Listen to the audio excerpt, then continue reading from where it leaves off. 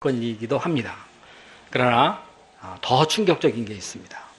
그것은 하나님께서 우리를 위해서 독생자를 보내주시고 우리 죄를 이 하나님의 아들에게 다 뒤집어 씌우게 해서 이 죄를 다 감당하게 해서 십자가에서 죽으시고 부활하셨다는 겁니다. 세상에 이것보다 또 충격적인 일이 있습니까? 우리가 다 죄인으로서 하나님 앞에 심판받고 영원히 멸망할 수밖에 없었는데 하나님이 내려오셨다. 우리 죄를 다 지시고 그 처참하게 피 흘려 죽으셨다. 이것처럼 충격적인 건 없습니다. 저희들이 우리에게 임하신 이 놀라우신 하나님의 은혜를 잘 생각하면서 평생의 예수님을 열심히 배우고 믿고 살아갈 수 있기를 간절히 기도합니다. 네, 오늘 이 시간 말씀의 제목은 침묵하지 말고 말하라입니다. 요절 말씀은 9절입니다. 우리 다 함께 읽어보겠습니다. 자, 시작.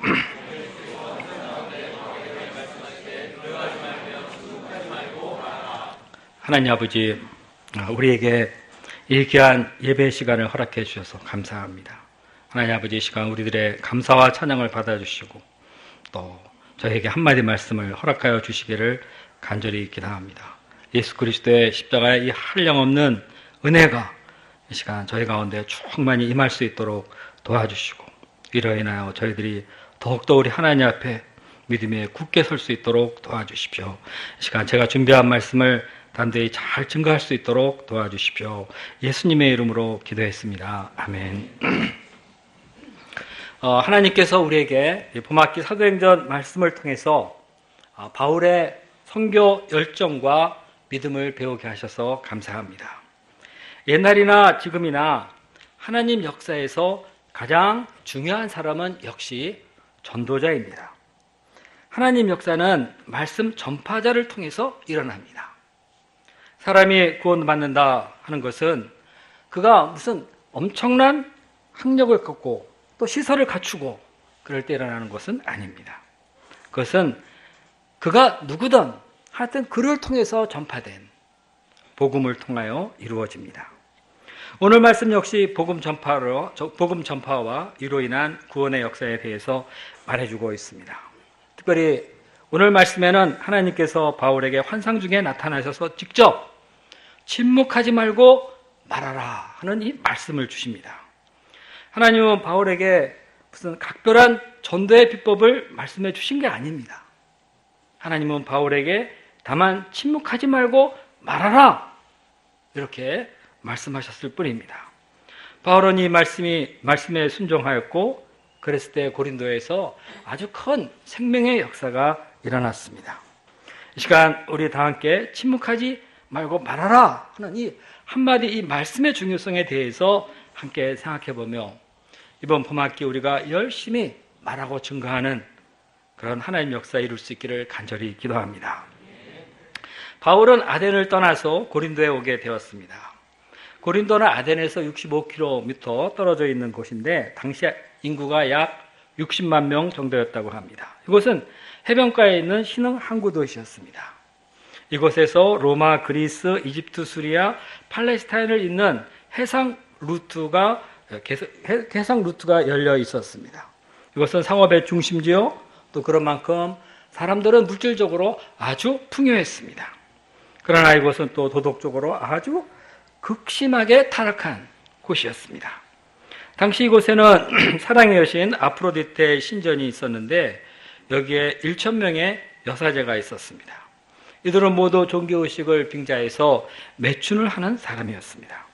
그런 만큼 이곳 분위기는 음란하게 짝이 없었습니다. 당시에 누가 고린도 사람같이 되었다. 오빤 고린도 스타일. 이렇게 하면은 그 사람은 완전히 방탕한 사람이다 하는 그런 의미로 쓰였습니다. 바울이 이곳에 이르렀을 때 그는 아주 귀한 동역자를 만났습니다. 로마에서 온 브리스길라와 아굴라 부부였습니다.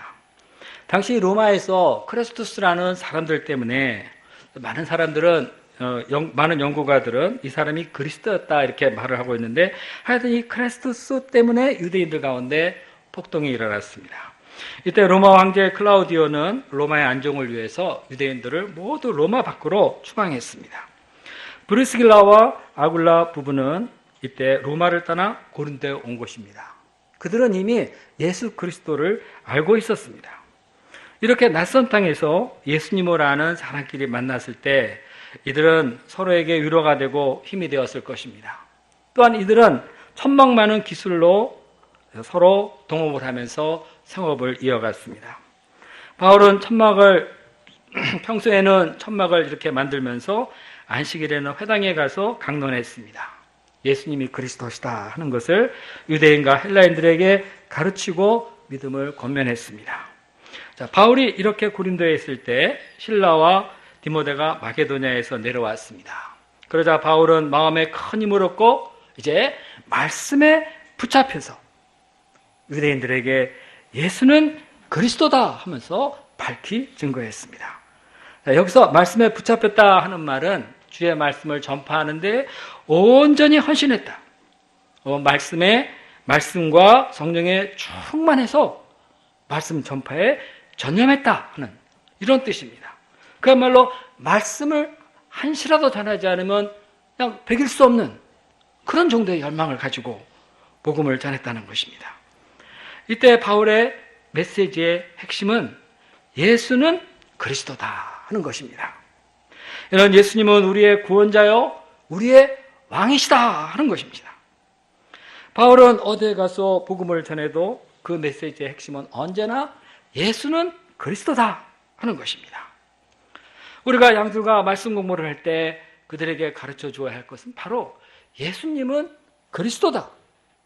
예수님은 너의 구원자고 너의 왕이시다 하는 것을 알려주는 것입니다. 이럴 때 그들이 비로소 구원에 이르게 됩니다. 이때 바울의 고린도 교회에서 얼마나 예수님의 그리스도이심을 전파하기에 힘썼는지 고린도전서 2장 1, 2절에 아주 잘 나타나 있습니다. 형제들아 내가 너에게 가서 하나님의 증거를 전할 때 말과 지혜의 아름다운 것으로 하지 아니하였나니 내가 너희 중에서 예수 그리스도와 그의 십자가에 못 박히신 것 외에는 아무것도 알지 않기로 작정을 하였노라. 사도 바울은 의 마음과 생각 속에는 오직 예수 그리스도 십자가에 못 박히신 것 외에는 아무것도 관심이 없었습니다. 그러나 오직 어떻게 하면 내가 이 사람들에게 예수 그리스도를 알게 할까? 거기에 집중하였습니다. 바울의 마음을 사로잡고 있는 것은 예수님은 그리스도시다 하는 이 한마디의 말씀이었습니다. 자, 전도자인 우리 마음의 중심에 뜨겁게 타오르는 것이 있습니까? 있다면 그것이 무엇이어야 하겠습니까? 바로 예수님은 우리 모두의 그리스도이시다. 양들을 향한 우리의 제일 관심사가 무엇이어야 되겠습니까? 그가 예수님을 그리스도 아는가 모르는가 하는 것입니다. 그래서 우리는 양들을 만나 그들과 성경 공부를 할 때도 결국에는 예수님을 그리스도다, 그리스도로 고백하게 하는 거기에 초점을 맞추고 있습니다. 예수 그리스도만이 우리 삶의 중심이고 우리의 최고의 가치입니다. 우리가 예수님은 그리스도시다 하는 이 한마디에 마음에 뜨겁게 사로잡혀서 열정적으로 일생 동안 이 예수님을 증거하는 삶을 살 수 있길 간절히 기도합니다. 자, 바울이 이렇게 예수님이 그리스도의 심을 힘써 전파할 때 유대인들이 어떻게 반응했습니까? 6절을 보십시오. 그들이 바울을 대적하고 비방했습니다. 자, 여기서 대적하다 하는 말은 이 군사 용어입니다.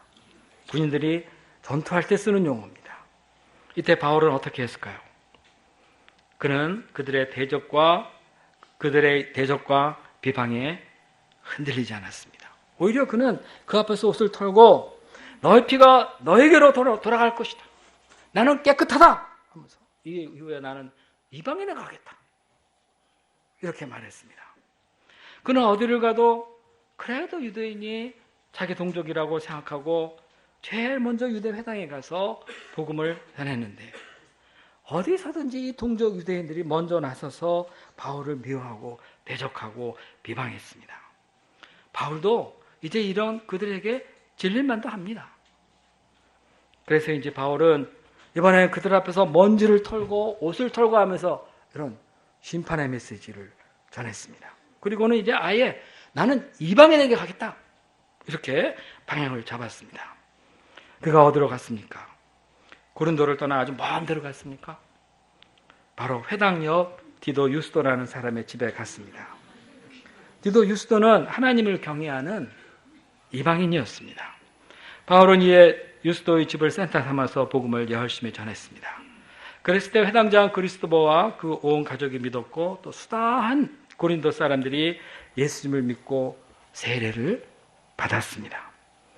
자, 양들은 이렇게 예수님은 그리스도십니다 하고 고백을 하고 바울이 베풀어주는 그 세례를 쫙 받고 있을 때 바울의 간격이 어땠겠습니까? 하나님은 바울의 전도를 축복해 주셨습니다. 원수들이 방해할 때는 도무지 여기에서는 아무것도 할 수 있는 일이 없어. 그런 생각이 들기도 하겠지만은 그러나 이번에는 대상을 바꿔서 방향을 바꿔서 어찌든지 이 안에서 말씀을 전파하고자 할 때 하나님께서 이렇게 친히 역사하신 것입니다. 말씀을 전하는 곳에 구원의 역사가 일어납니다. 그것이 아무리 우상의 도시요 향락의 도시라고 해도 말씀을 전할 때 하나님께서 친히 역사하시고 많은 사람을 주께로 돌아오게 하십니다. 말씀 역사는 환경이나 이런저런 조건에 매이지 않습니다. 열심히 전하는 곳엔 반드시 역사가 일어납니다. 자, 9절을 전반부를 보십시오. 9절을 먼저 다 함께 읽어보겠습니다. 자, 9절. 자, 시작.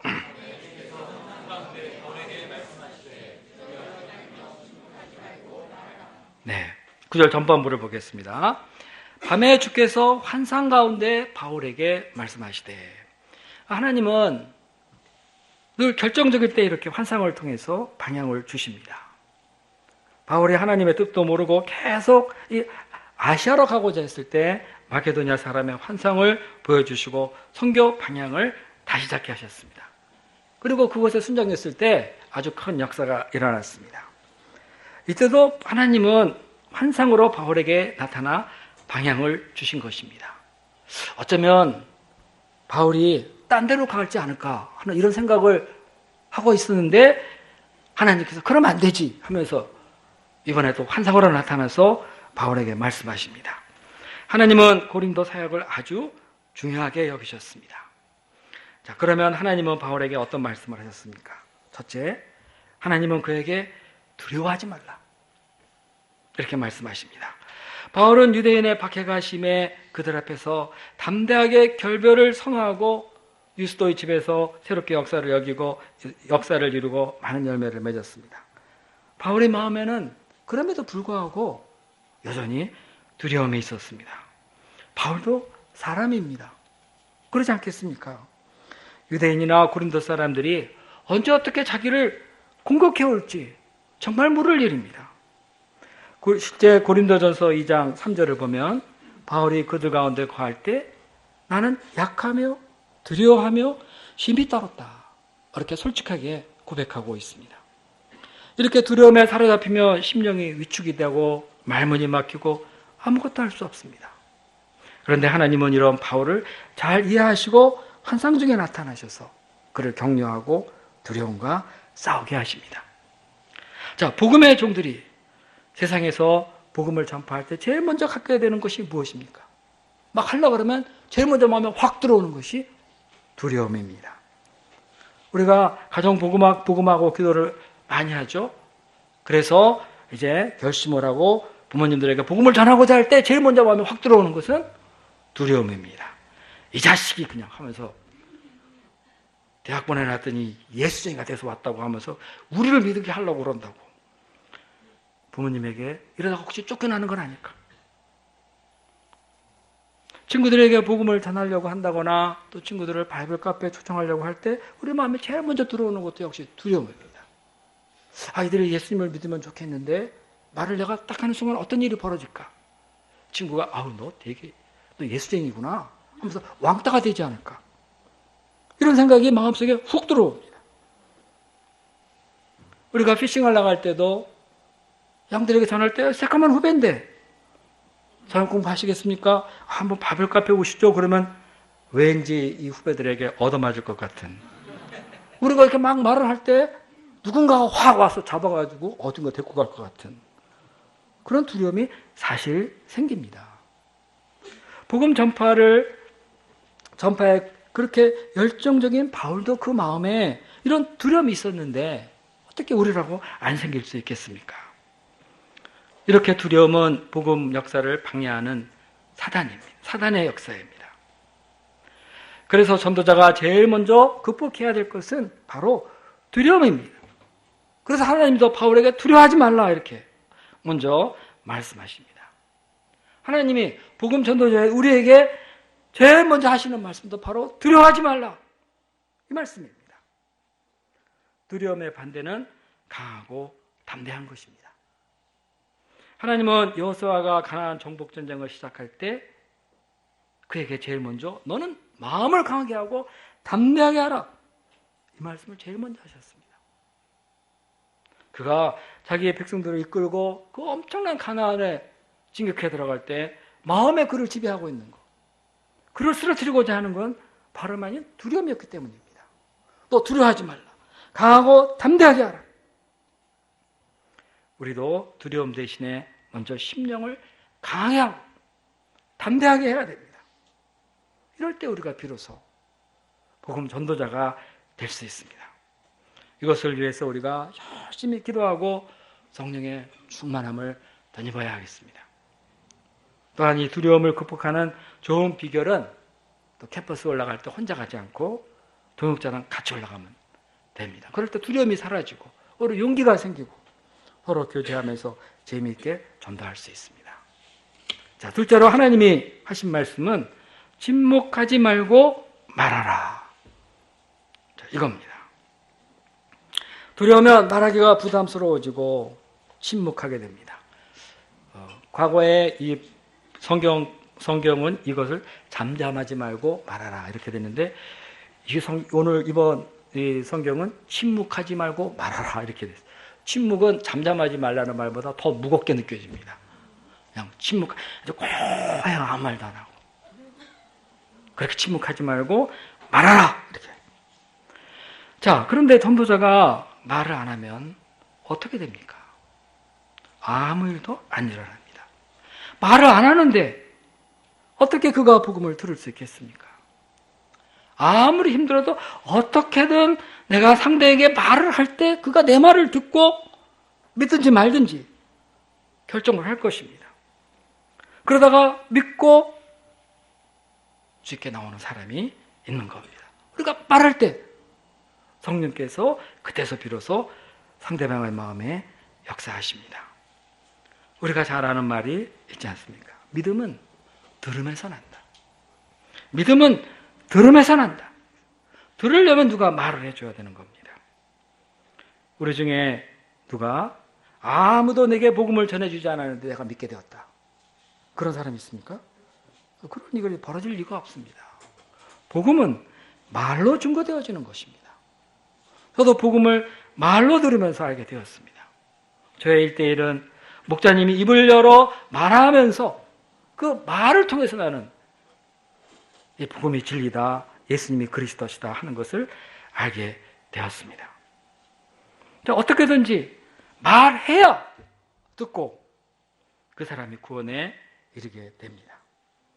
지난 금요일 소감 발표 모임 때 전 국가대표 체조 선수였던 이승복 씨가 어떻게 의사가 되고 예수님을 믿게 되었는지를 아주 잘 보여줬습니다. 체조 훈련 중에 고난도 공중 회전을 하다 실수해서 턱이 그냥 바닥에 탁 꽂히면서 중추신경이 끊어져 버렸습니다. 그는 그 당시 세계 최고의 선수로 금메달 후보였습니다. 그런데 그는 이 사고로 인해서 아무것도 할 수 없었습니다. 그는 아주 크게 절망을 했어요. 그런 가운데 그가 사람의 도움으로 어떻게 해서 미국에서 뉴욕대를 다니고 있었는데 그때 캠퍼스 선교사가 그에게 말 한마디를 건네줬습니다. 사람의 인생에는 다 하나님의 계획이 있는 거다. 이 한마디 말을 듣고 그의 인생이 완전히 바뀌어버렸습니다. 선교사가 입을 열어 지나가듯 한 그 한마디에 그 사람은 예수님을 믿고 구원받게 된 것입니다. 그리고 자기 인생에 희망을 갖게 되었고 온갖 어려움을 이기고 존스 홉킨스 대학 의대를 졸업하고 이제 장애인의 의사가 되었습니다. 그는 지금 휠체어를 타고 다니면서 열심히 환자를 돌보고 도움이 필요한 사람들에게 하나님에 관해 말해주는 그런 믿음의 사람, 복음의 전파자가 되었습니다. 저도 이때 이 선수가 체조 훈련을 받다가 이렇게 사고가 나서 이제 더 이상 아무것도 못하게 됐다는 이것을 뉴스로 들었습니다. 그랬을 때 이 사람 인생 어떻게 되나 참 너무 안타까웠었는데 그동안에 어느 선교사가 전해준 이 한마디로 그 인생이 완전히 바뀌었어. 지금도 휠체어 타고 다니지만 그런 가운데 아주 보람있고 의미 있는 삶을 살고 있습니다. 자, 누군가가 전해준, 입을 열어 전해준 이 한마디가 사람을 변화시킨다 하는 것은 참으로 놀라운 일이 아닐 수 없습니다. 우리는 침묵하지 말고 말해야 합니다. 우리가 전도자 맞습니까? 목자가 맞습니까? 그러면은 입을 열어 말해야 합니다. 말을 해야 거기서 뭔가가 벌어지는 겁니다. 전도자로서의 사명, 다른 것이 아니라 말하는 겁니다. 권투 선수가 경기에서 이기려면은 어떻게 해야 됩니까? 상대방의 펀치가 강하다 하는 것을 알고 두려워서 계속 맞고만 있으면 어떻게 돼요? 결코 이길 수 없습니다. 권투 선수가 좀 맞기도 해야죠. 그러면서 내게도 주먹이 있다 하면서 계속 주먹을 내야지. 계속 주먹을 내야지 상대도 맞고 뭐 경기가 결판이 날 거 아닙니까? 이기기를 원하는 선수는 주먹을 계속 내야 됩니다. 내야 돼요. 맞더라도 내야 된다. 맞고만 있으면 안 되죠.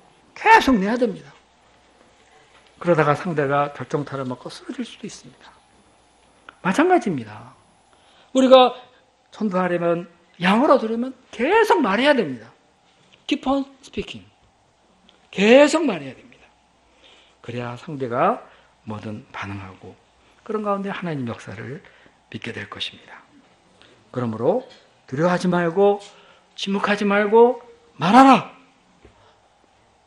하나님이 바울에게 준 명령의 말씀, 이 고린도 사람을 구원하기 위해서 주신 최강의 전력은 다른 것이 아니라 말하라입니다. 말하라. 하나님은 우리에게 다른 거 원하지 않으십니다. 입을 열어 말하기를 원하십니다. 거기서 하나님께서 우리를 세우신 목적이 실현됩니다. 말하라. 잠잠하지 말고 말하라. 자, 우리 10절 말씀을 이제 다 같이 읽어보겠습니다. 자, 시작. 내가 너와 함께 있음에, 자, 시작. 내가 너와 함께 있음에 아무 사람도 너를 대적하여 해롭게 할 자가 없을 것이니 이는 이 성중에 내 백성이 많음이라 하시더라. 하나님은 복음을 전하는 당신의 종들과 함께 하시고 보호하겠다고 말씀하십니다. 마태복음 29장 20절에 이 말씀은 참 유명합니다. 내가 너에게 분부한 모든 것을 가르쳐 지키게 하라. 볼지어다 내가 세상 끝날까지 너희와 항상 함께 있으리라. 그러면 바울이 왜 이렇게 열심히 말해야 합니까? 하나님은 바울에게 말씀하셨습니다. 이 성중에 내 백성이 많다. 고린도의 외적인 모습은 방탕합니다. 정욕과 우상의 죄가 가득해 보입니다. 그 안에는 이렇게 보면은 예수님을 믿을 사람이 없는 것 같이 여겨집니다. 구원은커녕 전부 다 심판받아야 될 것 같습니다.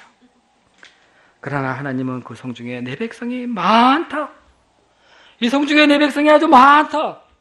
그러니까 너 나가서 입 벌려 말 좀 해라. 복음을 전하며 믿을 사람이 이 성중에 많다는 것입니다. 구원받아야 할 사람이 많다는 겁니다. 앞에서 당시 고린도의 인구는 60만 명 정도가 된다고 말했습니다. 이 숫자는 당시로 보면 정말 많은 숫자입니다. 그런데 하나님은 이 도시 안에 내 백성이 많다. 이 가운데는 구원받을 하나님의 백성이 많다는 겁니다. 지금 영적으로 갈급해서 누군가가 와서 복음을 전해주기를 기다리는 사람들이 많다는 겁니다. 그렇기 때문에 하나님은 바울에게 환상 중에 친히 나타내셔서 두려워하지 말아라. 침묵하지 말고 계속 말해라. 내가 너를 너의 대적 가운데서 지켜주겠다 이러면서 사도 바울을 독려하고 계십니다. 이 말씀을 보면은 바울보다 하나님의 자기 백성을 구원하고자 하시는 하나님의 마음이 더 간절한 것을 알 수 있습니다. 바울은 전하다가 고난이 있으니까 그만하고 딴 데로 가야 되겠다 이런 생각을 할 수 있지만 하나님은 그러지 않으십니다. 네가 하면 이 성중에 있는 이 많은 내 백성들을 어떻게 하라고? 또 여기 있어라. 그런 환상 중에 나타나서 두려워하지 말고 계속 말해라. 이렇게 말씀하고 계신 것입니다. 자, 이러한 하나님의 말씀에 바울은 어떻게 순종했습니까?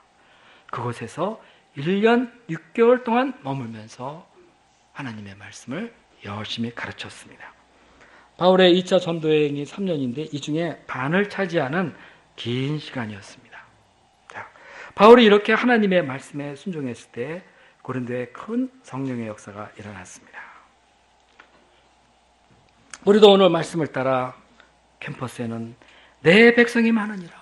저 캠퍼스에 내 백성이 많으니라 하느니 주의 간절한 음성을 들을 수 있기를 간절히 기도합니다. 하나님은 우리를 특별히 캠퍼스 선교를 위해 부르셨습니다. 이것은 캠퍼스에 구원받아야 될 하나님의 백성이 많다는 겁니다. 그러니까 따로 이 캠퍼스 선교단체를 세웠습니다. 하나님은 우리를 특별히 캠퍼스를 위해서 온 세계 모든 나라의 캠퍼스를 위해서 부르셨습니다. 한국이든 외국이든 하나님은 우리를 통해 이 캠퍼스에 전부 이들을 구원하기를 원하십니다. 지금 세상에는 70억이 넘는 사람들이 있습니다. 자, 이들 중에 구원받을 사람이 많이 있습니다. 그래서 하나님은 우리에게 세계선교 사명을 주신 것입니다. 우리나라 인구는 2016년에 5천만 명이 넘게 되었습니다. 우리가 섬기는 이 고대 캠퍼스도 2만 명의 학생이 있습니다. 많은 종합대학이 평균 2만 명 정도의 학생 수를 가지고 있습니다. 그런데 하나님이 우리에게 말씀하십니다. 두려워하지 말아라.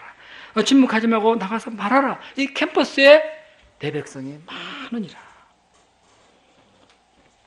이제 대학을 갓 들어온 16학번 신입생들, 그들 가운데도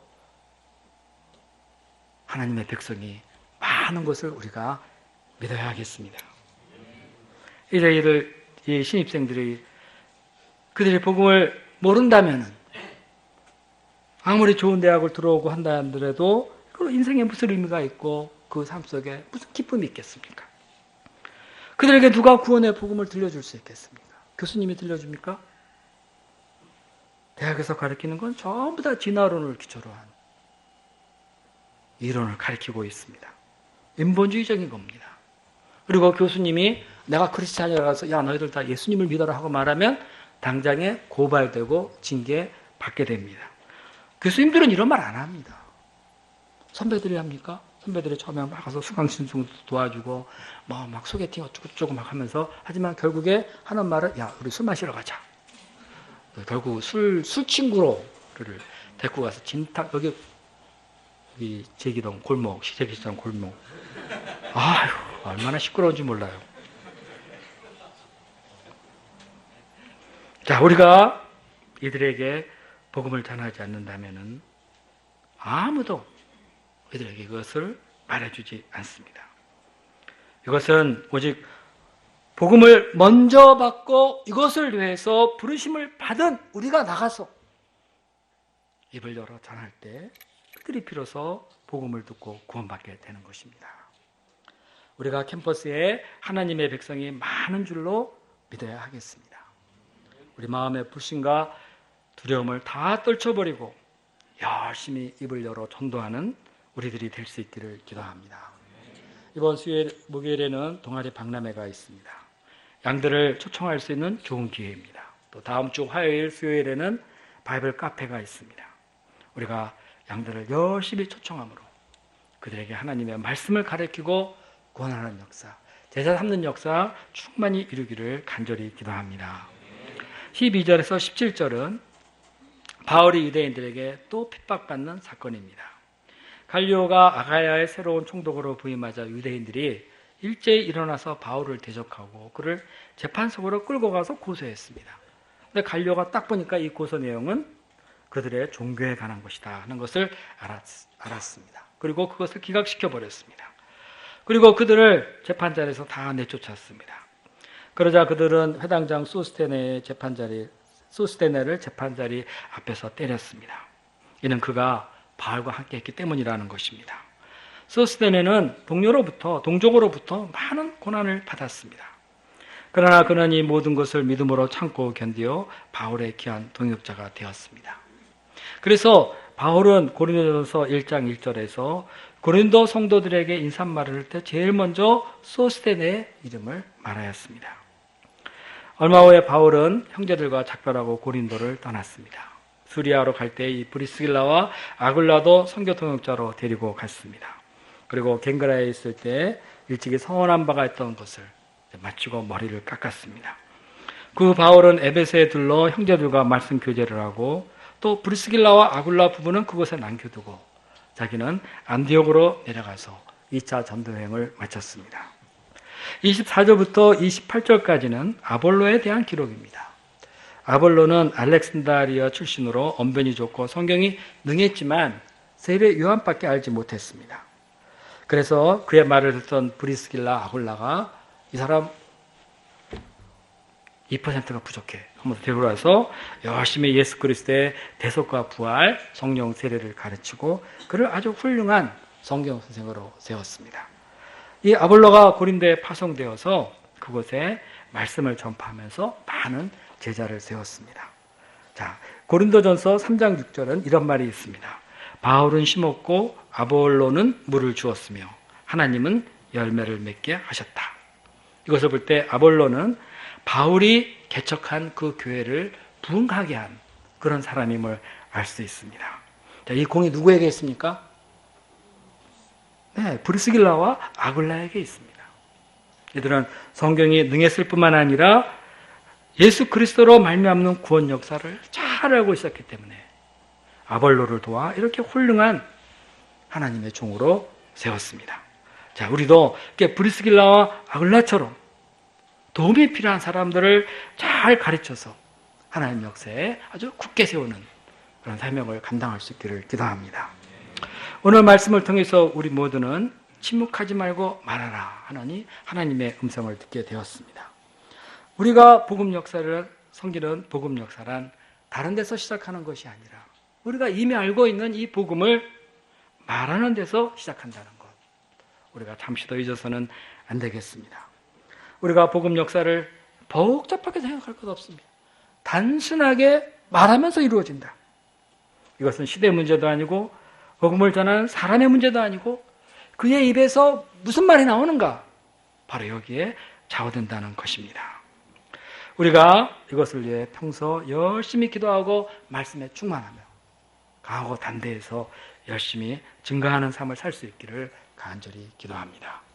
기도하겠습니다. 그날 오신 하나님 아버지, 저들에게 침묵하지 말고 말하라 이 한마디 말씀을 주셔서 감사합니다. 세상에 복음을 아는 사람은 많이 있지만 말하는 사람은 적습니다.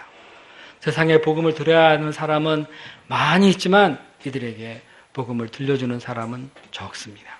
하나님 아버지, 우리 하나님 아버지께서 저희들이 캠퍼스 양들의 목자로 세우셨사오니 저희가 입을 열어 캠퍼스에서 열심히 전파하며 이런 가운데 하나님의 백성을 주께로 인도하는 이 사명을 잘 감당하게 도와주시옵소서.